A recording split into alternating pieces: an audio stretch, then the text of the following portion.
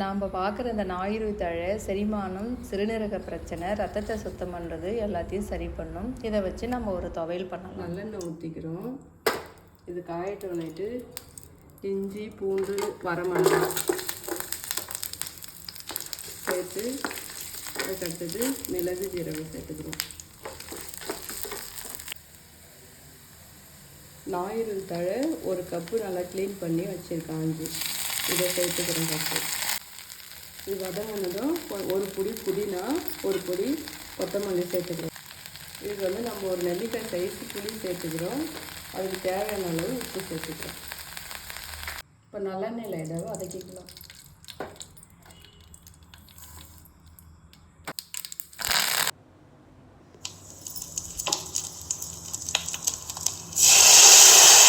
இப்போ துவையலும் ரெடி ஆகிடுச்சு, இட்லி ரெடி ஆகிடுச்சு. நம்ம இப்போ சாப்பிடலாம்.